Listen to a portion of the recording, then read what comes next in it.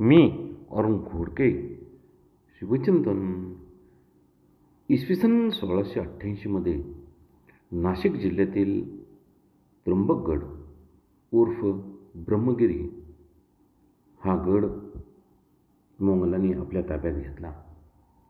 त्यावेळी मातब्बर खानास पाठवलेल्या फरमानात औरंगजेब बादशाह लिहितो की बादशाहची अधिकाधिक सेवा करावी, त्र्यंबकचा किल्ला घेण्याचा हर प्रकारे प्रयत्न करावा, त्याची चीज होईल हे जाणावे.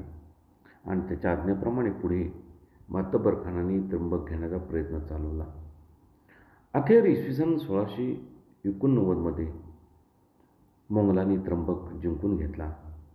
त्र्यंबकगडासाठी 6 महिन्याचा कालावधी लागला आणि गड मोगलांच्या ताब्यात मिळाला. त्र्यंबकगडाच्या विजयासंबंधी औरंगजेबाला माहिती देताना आपल्या अर्जामध्ये मातब्बर खान लिहितो की त्र्यंबकच्या किल्ल्यात मी 6 महिन्यापासून वेढा घातला होता. किल्ल्याभोवती मी चौक्या बसवल्या होत्या. 6 महिन्यापासून किल्ल्यावरील लोकांना ये जा करणे मुश्किल झाले. किल्ल्यात रस्त्याचा एकही दाणा पोचू नये म्हणून मी तशी व्यवस्था केली. त्यामुळे रसद न पोचल्यामुळे किल्ल्यातील लोक हवालदिल झाले आणि त्यांनी शरण येण्याची तयारी दाखवली आणि किल्ला हा आपल्या ताब्यात मिळाला.